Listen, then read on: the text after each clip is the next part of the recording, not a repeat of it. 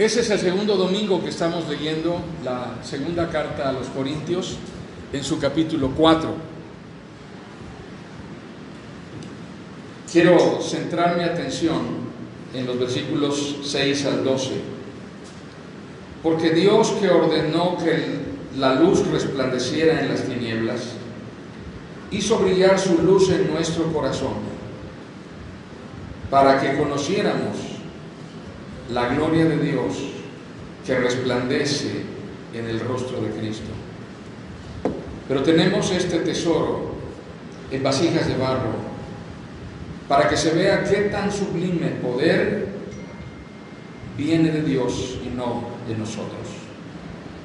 Nos vemos atribulados en todo, pero no abatidos, perplejos, pero no desesperados, perseguidos, pero no abandonados, derribados, pero no destruidos. Donde quiera que vamos, siempre llevamos en nuestro cuerpo la muerte de Jesús, para que también su vida se manifieste en nuestro cuerpo. Pues a nosotros, los que vivimos, siempre se nos entrega a la muerte por causa de Jesús, para que también su vida se manifieste en nuestro cuerpo mortal. Así que la muerte actúa en nosotros y en ustedes la vida. Acerca del aprendizaje y de la madurez cristiana en el terreno de las aflicciones, tenemos mucho que decir y mucho que aprender. Lo primero que tenemos que entender es que somos frágiles, somos vulnerables.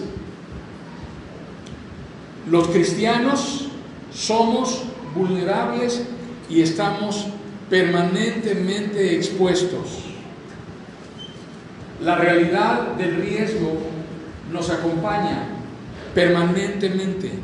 No es ocasional, no es a veces, es todo el tiempo. Ser cristianos no nos hace inmunes ni invulnerables, mucho menos omnipotentes. Tengámoslo presente. Para algunos cristianos, tratar con la soberanía de Dios y la manera en que Dios puede permitir que el sufrimiento y las aflicciones vengan a nuestras vidas, pudiera convertirse en un gran conflicto, porque muchos se niegan a reconocer, número uno, que somos humanos, estamos hechos de carne y hueso. Mi abuela decía, y un pedacito de pescuezo.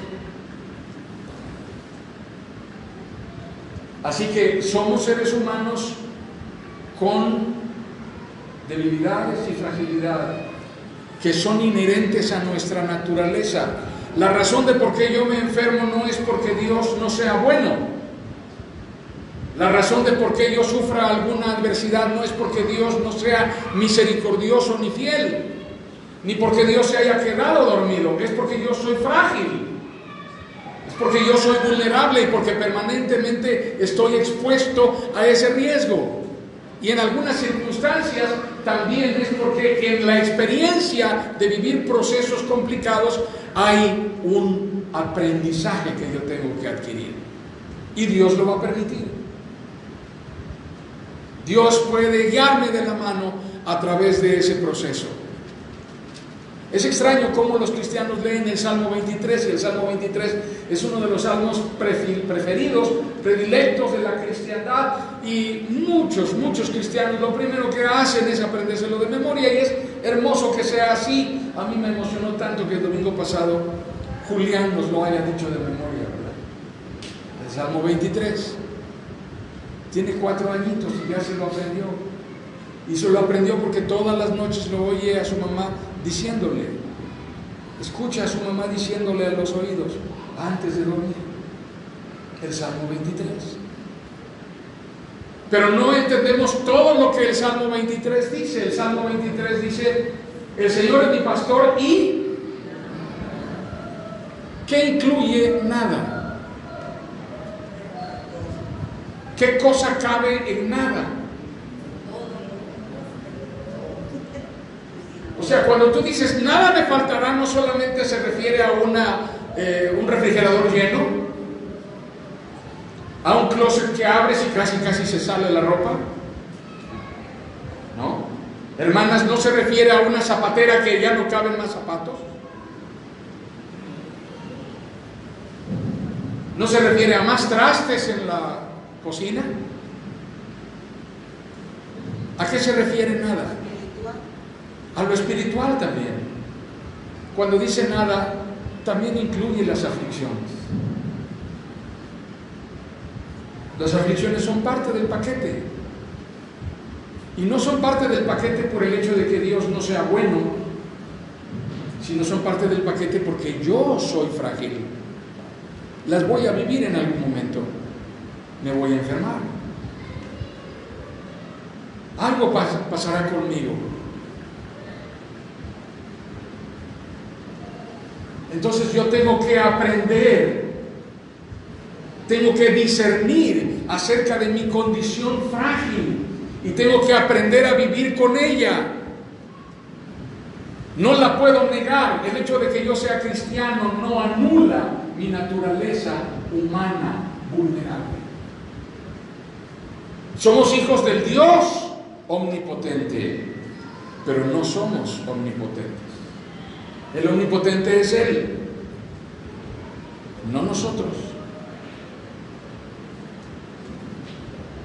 Así que no pongan mucha atención a estos hermanos que se la pasan el día decretando. Me dio gripa, decreto que no tengo gripa. Pero te sigue sonando la nariz. No es así como funciona. La vida es mucho más simple, aún desde la perspectiva cristiana y desde la perspectiva bíblica, desde la perspectiva espiritual. Las aflicciones no son hipotéticas, no son mitológicas, no son épicas, son reales. Así que las cosas que nos tocan enfrentar cotidianamente, apelan a nuestro aprendizaje. Aprendamos acerca de nuestra vulnerabilidad. Aprendamos acerca de la realidad que nos acompaña permanentemente. Lo que leímos hoy en la palabra de Dios, cuando el apóstol Pablo describe que somos como vasijas de barro, en las cuales hay depositado un tesoro invaluable. Está tratando de comunicarnos esa condición acerca de la cual Él explica más detenidamente. Nos vemos atribulados en todo, perplejos, perseguidos. Estamos siendo oprimidos, estamos siendo perseguidos, estamos siendo acosados. ¿Qué pasa con los hijos de Dios? En un mundo en el cual las cosas no se manejan con los valores del reino de Dios, los hijos de Dios van a ser menospreciados y no cabrán. El mundo no tiene lugar para la gente que quiere vivir de acuerdo con el orden de Dios, porque el mundo no está interesado en vivir conforme al orden de Dios. Así que quien quiere vivir conforme al orden de Dios, comenzando por ahí, tendrá aflicción. Chocará con los estándares del mundo. No, aquí las cosas no se hacen así. Las cosas se hacen de otra manera. No vengas tú a alterar aquí la manera en que estamos acostumbrados a hacer las cosas. No te pongas de muy trabajador, porque aquí todos, a esta hora, por ejemplo, paramos. Es la hora del almuerzo. Dentro de una hora y media, comenzamos a retomar el trabajo más o menos para que. Pero no levantes, no le muevas, no hagas mucho. Porque si no, mañana, ¿qué cosa vas a hacer? Algo de que hacer tiene que quedar para mañana. con esa filosofía se gobierna en nuestro país. ¿Han ustedes observado que las calles de Cuernavaca están comenzando a ser parchadas? Algunas calles están siendo parchadas, pero tienen que ser parchadas de una manera que se vuelvan a abrir, porque si no se vuelven a abrir, ¿qué trabajo le queda entonces hacer al que sigue? Tiene que ser un trabajo de mantenimiento, no que mantenga las calles tapadas y en buen estado, sino que mantenga el trabajo de los que están haciéndolo. Esa es la mediocridad que prevalece, y bajo ese criterio se vive en el mundo. Y nosotros tenemos que aprender que sufrimos cuando llegamos con los valores del reino de Dios a querer hacer las cosas rectas y justas como creemos que Dios quiere que las hagamos, como para agradar a Dios. Y entonces te dicen, aquí no cabes. Eso no es así. No se trata de eso. Así que el primer aprendizaje que tenemos que recibir y adquirir acerca de nuestras aflicciones y nuestro sufrimiento es muy sencillo. No somos Dios. Somos humanos. Y los humanos sufrimos. Los humanos estamos expuestos. Los humanos padecemos. Quisiéramos brincar sobre las adversidades. Quisiéramos pasar por encima de ellas. Y en algunas ocasiones veremos la mano de Dios librándonos de ellas poderosamente. Y en otras ocasiones veremos la mano de Dios ayudándonos a atravesar por ellas. Por eso el Salmo 23 dice, cuando atraviese por valle tenebroso, no temeré, porque tú estarás conmigo. En ocasiones Dios nos permitirá brincar por encima de las adversidades y en otras nos acompañará a atravesar por en medio de ellas. Y es parte de su propósito para con nosotros. Este discernimiento, hermanos amados, es muy revelador. Pareciera que no hay nada nuevo en esto que estamos compartiendo. Pareciera que no hay nada nuevo en lo que el apóstol Pablo nos está diciendo aquí, pero es muy revelador, particularmente acerca de la naturaleza de nuestra lucha por perseverar. Nuestra lucha por perseverar no es ocasional. Piensen, hermanos, que no se trata de ser cristianos los domingos a mediodía. No se trata de parecer hijos de Dios durante el tiempo que estamos entre los hermanos. No se trata de esconder el demonio mientras los hermanos están alrededor de nosotros.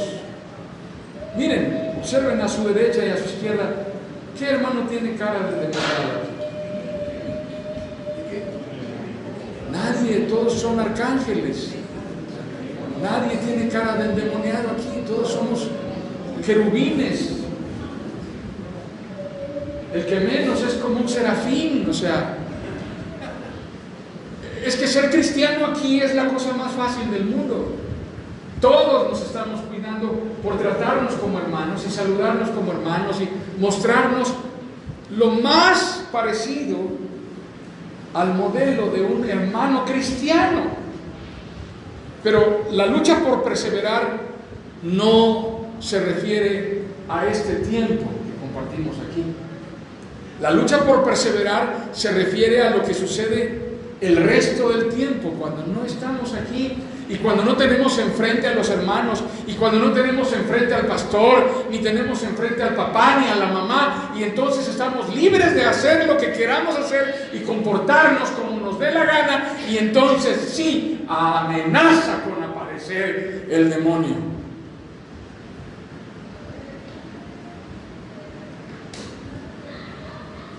Entonces tenemos que aprender acerca de la naturaleza de la lucha por perseverar.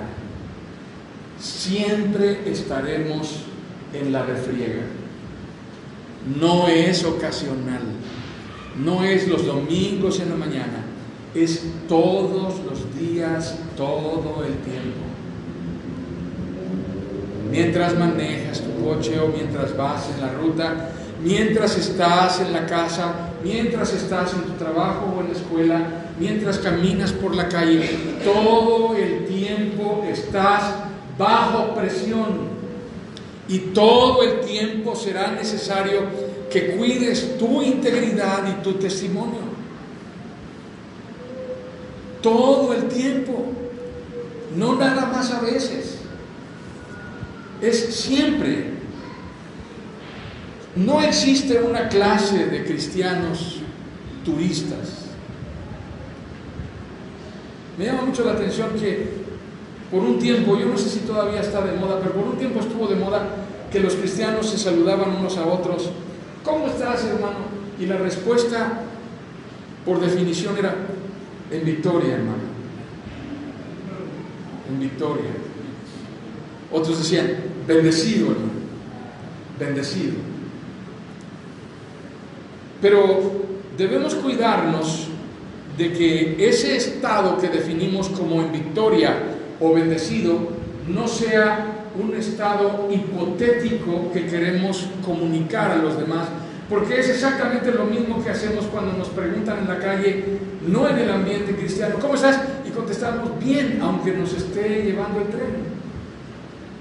La gente, por definición, dice que está bien porque no quiere que los demás se den cuenta que algo no está bien. El domingo 10 de febrero, algunos de ustedes me preguntaron: ¿está bien, pastor? Y yo dije: sí, estoy bien. Pero ustedes decían: no, no está bien. No está bien. No, si parece papel.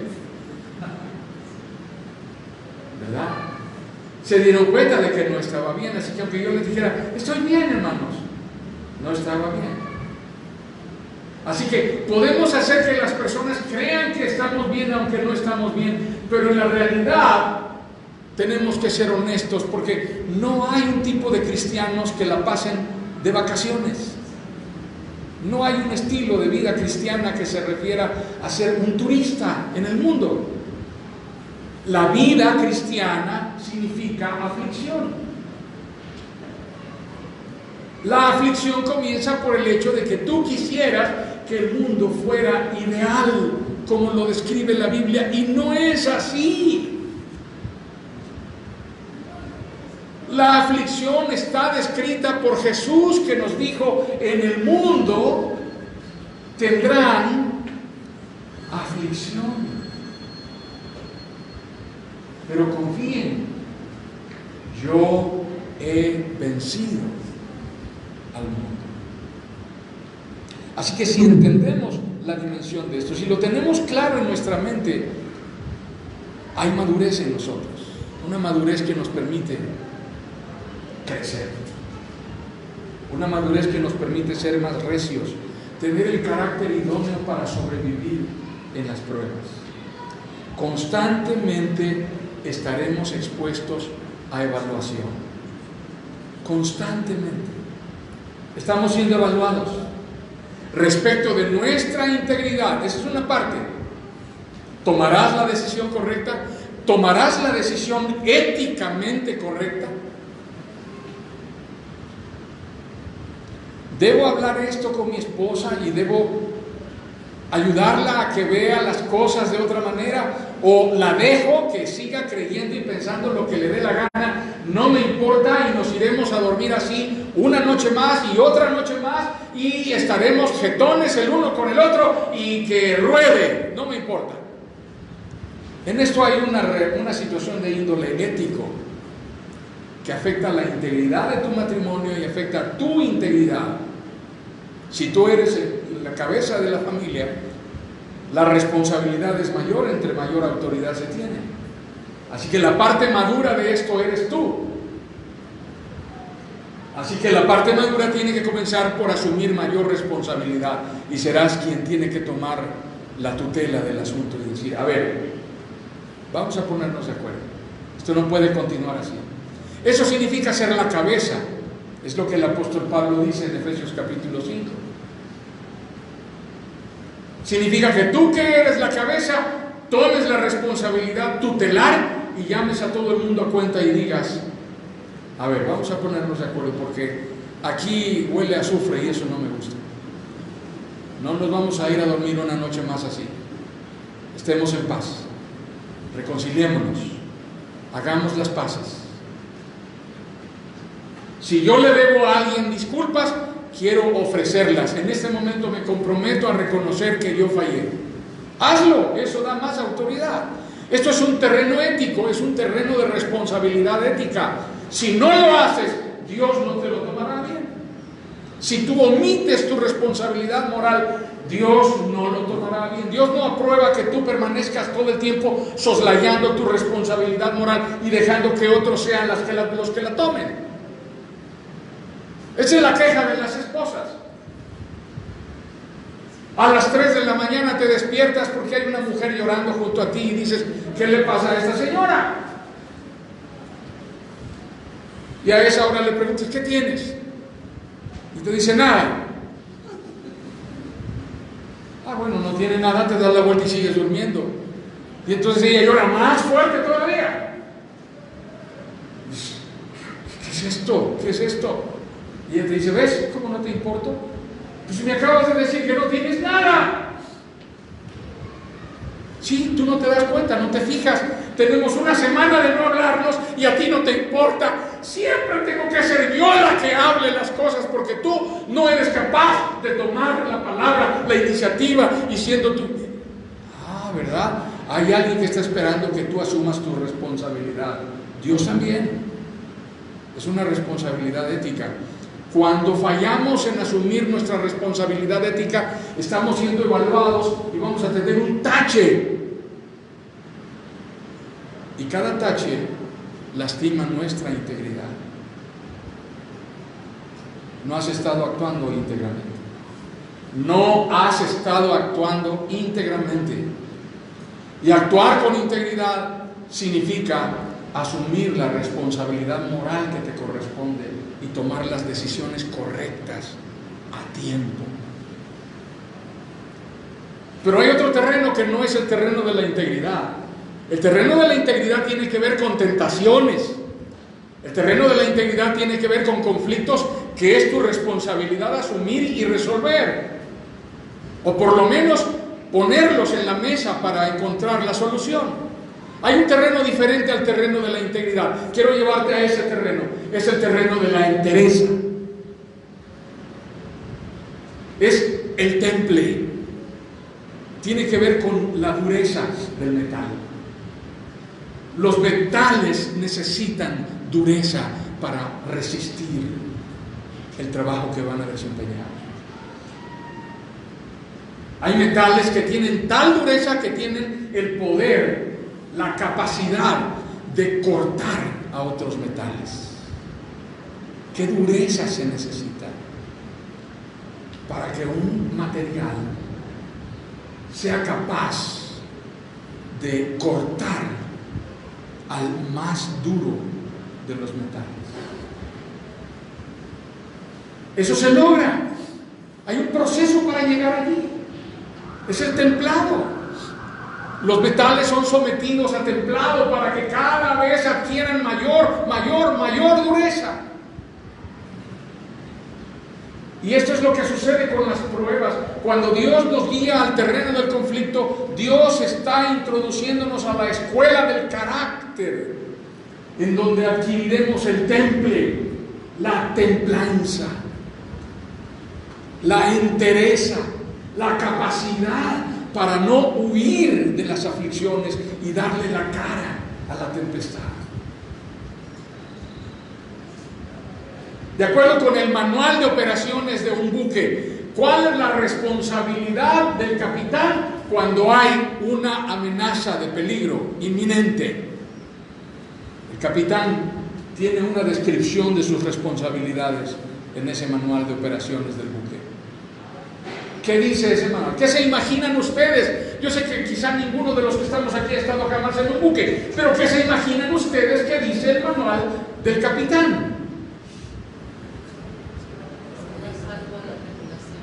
que tiene que poner a salvo a la tripulación. ¿Qué más? Tiene que velar por la salvaguarda del buque, tiene que asegurarse de que todos estén bien, tiene que asegurarse de que los sistemas del buque funcionen bien, tiene que asegurarse de librar el buque del mayor riesgo posible. Así que si el capitán en medio de una crisis corre inmediatamente y se baja hasta su camarote y se encierra y se mete en la almohada y no quiero saber nada de lo que está pasando en el mundo. Ya estoy harto, ya estoy cansado de que para todo capitán, capitán, capitán, capitán. ¿Cuántos jefes de familia hay aquí? Levanten su mano, por favor. Bien alto, no tengan miedo, hermanos, no los vamos a juzgar. Capitán, capitán, capitán. Hay momentos que son agobiantes, es cierto, pero lo que está puesto a prueba en ese momento es tu entereza, tu capacidad para afrontar las circunstancias, aún por adversas que sean.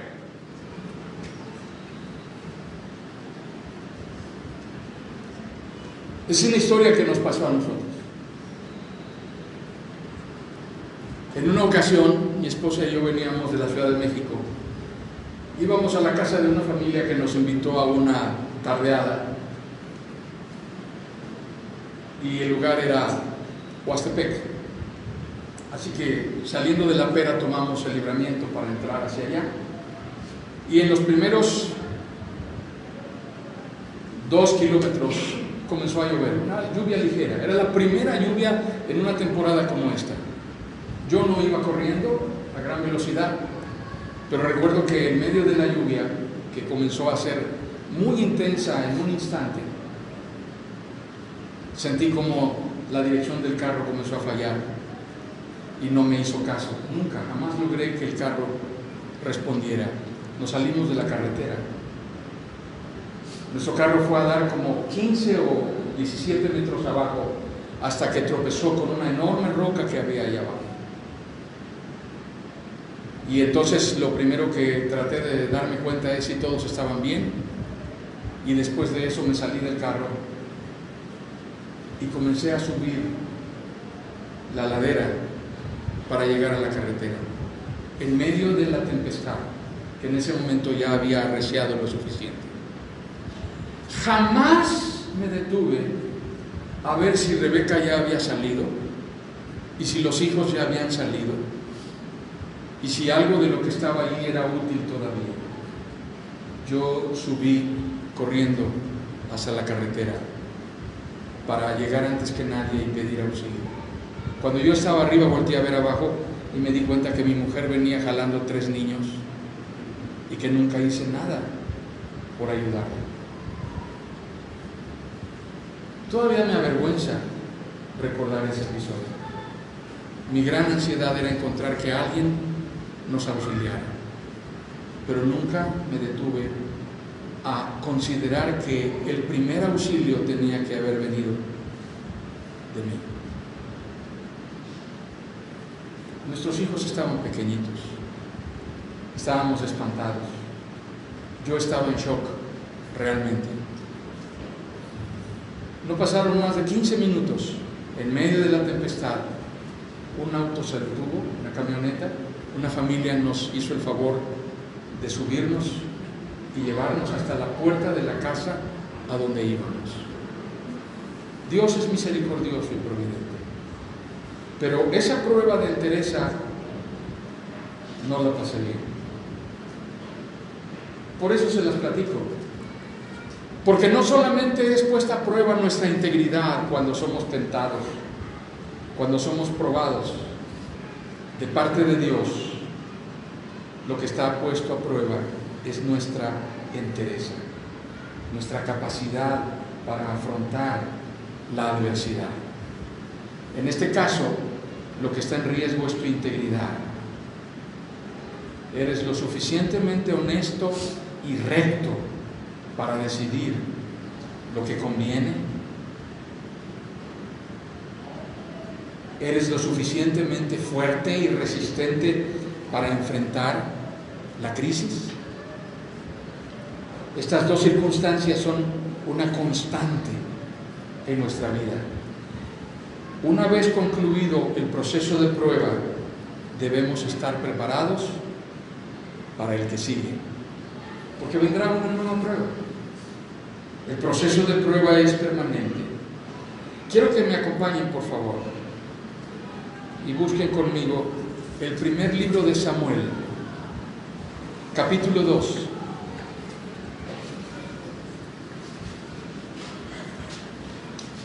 ¿De qué nos sirve entonces confiar en Dios?, preguntaremos algunos de nosotros. Primer libro de Samuel, capítulo 2.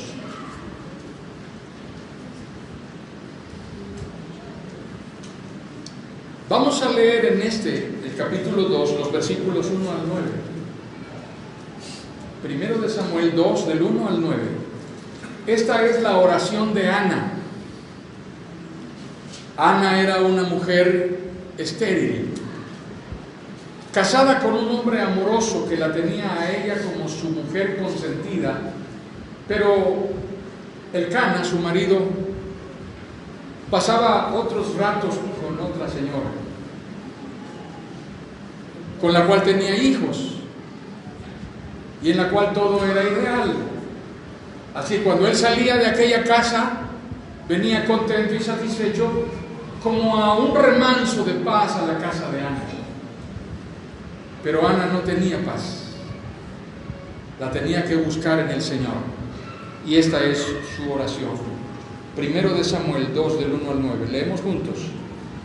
Ana elevó esta oración: mi corazón se alegra en el Señor, en Él radica mi poder, puedo celebrar su salvación y burlarme de mis enemigos. Nadie es santo como el Señor, no hay roca como nuestro Dios, no hay nadie como Él. Dejen de hablar con tanto orgullo y altivez, no profieran palabras soberbias. El Señor es un Dios que todo lo sabe, y Él es quien juzga las acciones. El arco de los poderosos se quiebra, pero los débiles recobran las fuerzas. Los que antes tenían comida de sobra se venden por un pedazo de pan. Los que antes sufrían hambre ahora viven saciados. La estéril ha dado a luz 7 veces, pero la que tenía muchos hijos languidece. Del Señor vienen la muerte y la vida. Él nos hace bajar al sepulcro, pero también nos levanta. El Señor da la riqueza y la pobreza, humilla, pero también enaltece. Levanta del polvo al desvalido y saca del basurero al pobre para sentarlos en medio de príncipes y darles un trono esplendoroso. Del Señor son los fundamentos de la tierra, sobre ellos afianzó el mundo. Atentos, Él guiará los pasos de sus fieles, pero los malvados se perderán entre las sombras. Nadie triunfa por sus propias fuerzas. ¿De qué sirve confiar en Dios? ¿De qué sirve descansar en el Señor? ¿No te da paz lo que lees aquí? ¿No te da certidumbre leer lo que está escrito aquí? Tiene sentido. Tiene sentido ejercitarnos en la escuela de la dependencia total de Dios. Salmo 37 dice: encomienda al Señor tu camino, confía en Él y Él hará. Que el Señor nos bendiga, hermanos. Amén.